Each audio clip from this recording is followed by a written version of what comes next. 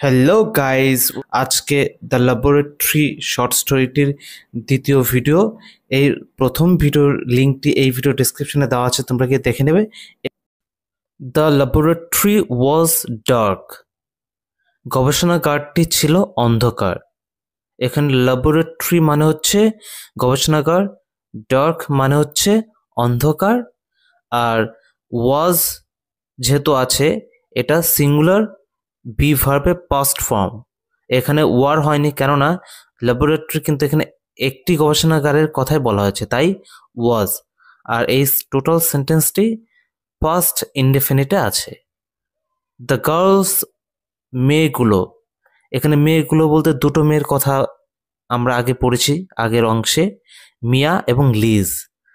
তাহলে মেয়েগুলো কি করলো? ওয়াকড ডাউন দ্য স্টেয়ার্স, হেঁটে নেমে গেল সিঁড়ি দিয়ে। কেয়ারফুলি অর্থাৎ সাবধানে ও যত্ন সহকারে। এখানে ওয়াকড ভি টুতে আছে, এর ভি ওয়ান হচ্ছে ওয়াক, আর সেজন্য এই সেন্টেন্সটিও ফার্স্ট ইনডেফিনিটে আছে। মিয়া স্মেলড, মিয়া গন্ধ পেল স্ট্রেঞ্জ কেমিক্যালস, অদ্ভুত রাসায়নিক পদার্থের। স্মেলড এটি ভি টুতে আছে, এর ভি ওয়ান হচ্ছে স্মেল মানে গন্ধ পাওয়া বা গন্ধ নেওয়া। স্ট্রেঞ্জ মানে হচ্ছে অদ্ভুত, কেমিক্যালস মানে হচ্ছে রাসায়নিক পদার্থ সমূহ, এখানে প্লুরালে আছে, ঠিক আছে। আর এই সেন্টেন্সটিও ফার্স্ট ইনডেফিনিটে আছে, যেহেতু স্মেলড ভি টুতে আছে।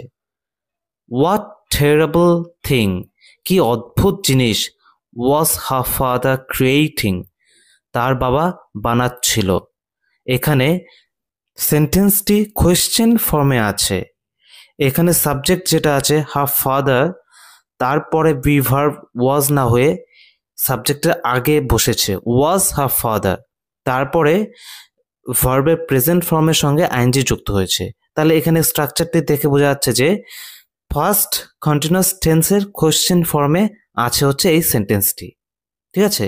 কারণ ভি ভার্ব রয়েছে ওয়াজ, তারপরে মেইন ভার্ব ক্রিয়েট এর ভি ওয়ানের সঙ্গে আইএনজি যুক্ত হয়েছে ক্রিয়েটিং।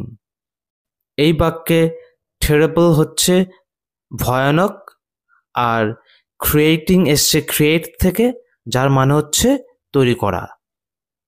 সাডেনলি হঠাৎ করে, দেই হার্ড তারা শুনতে পেল, অ্যান ইভিল লাভ একটি দুষ্ট বা মন্দ বা শয়তানি হাসি।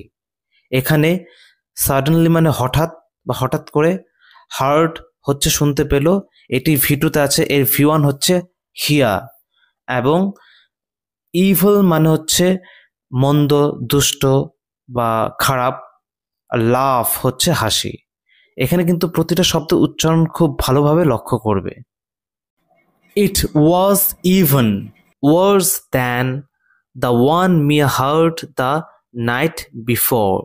আগের রাতে মিয়া যা শুনেছিল, অর্থাৎ আগের রাতে মিয়া যে হাসি আওয়াজটা শুনেছিল, তার চেয়েও আজকের যে এই হাসিটা এটা খারাপ ছিল। এখানে দেখবে দ্যান ইউজ করা হয়েছে এই শব্দটি, এটি তুলনা বোঝায়। কিরকম তুলনা বোঝায়? ইট ওয়াজ ইভেন ওয়ার্স, এটা খারাপ ছিল। কার থেকে খারাপ ছিল? এমনকি আগের রাত্রে মিয়া যে হাসিটা শুনেছিল। এখানে ইভেন মানে এমনকি, ওয়ার্ডস মানে খারাপ, দেন মানে থেকে, আর কিসের থেকে? দ্য ওয়ান যেটা মিয়া হার্ড মিয়া শুনেছিল, দ্য নাইট বিফোর আগের রাত্রে অর্থাৎ পূর্বের রাত্রে। এই বাক্যে যে এই শব্দটি আছে, এই শব্দটি কিন্তু দুটো উচ্চারণ। একটা ব্রিটিশ উচ্চারণ হচ্ছে ওয়াজ, ওয়াজ, এখানে আর উচ্চারণ হবে না, এবং আমেরিকান যে উচ্চারণটি আছে সেখানে ওয়ার্স, ওয়ার্স, মানে এখানে আর এর উচ্চারণ হয়।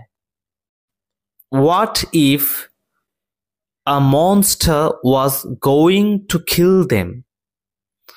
তারা অবশ্যই হাসির আওয়াজটা পেয়েছিল, আর সেটা শুনে তারা খুব ভয় পেয়েছিল।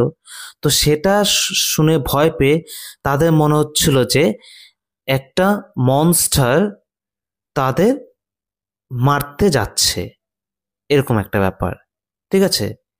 অর্থাৎ দানব তাদের মারতে যাচ্ছে। হোয়াট ইফ এটা কখন ব্যবহৃত হয়, মানে ভবিষ্যতে কোনো একটা খারাপ ঘটনা ঘটতে যাচ্ছে সেরকম বোঝাতে হোয়াট ইফ এর ব্যবহার হয়। তো এখানে তারা হাসি আওয়াজ শুনে সেরকমই ভেবেছে যে এই তো বুঝি একটি মনস্টার তাদের মারতে যাচ্ছে।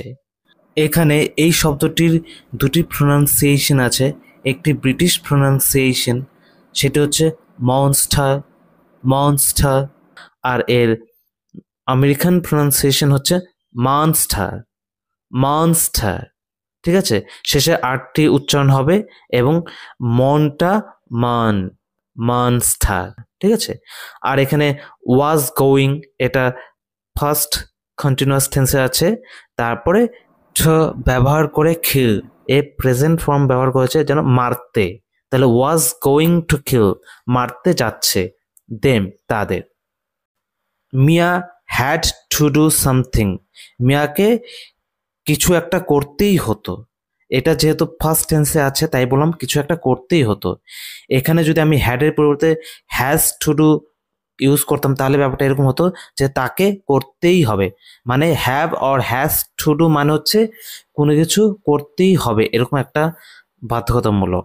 তো এখানে পাস্ট টেন্সে আছে তাই মিয়া হ্যাড টু ডু সামথিং, মিয়াকে কিছু একটা করতেই হতো। শি শাউটেড ফর হেল্প, সে সাহায্যের জন্য চিৎকার করে উঠল। এখানে শাউটেড ভি টুতে আছে, এর ভিওন হচ্ছে শাউট মানে চিৎকার করা বা চিৎকার করে ওঠা। ফর হেল্প মানে হচ্ছে সাহায্যের জন্য। মিয়াস ফাদার, মিয়ার বাবা, র্যান ইনটু দ্য রুম, দৌড়িয়ে রুমের ভেতরে গেলেন। এখানে দেখবে ইনটু ব্যবহার করা হয়েছে র্যানের পরে, কারণ এখানে মিয়ার বাবার মধ্যে একটা গতি ছিল, সে দৌড়ে রুমের ভেতরে ঢুকেছিল তাই ইনটু ব্যবহার করা হয়েছে। র্যান ভিটুতে আছে, এর ভিওয়ান হচ্ছে রান। ওকে, তাই এই অংশটুকু ফার্স্ট ইনডেফিনিট আছে।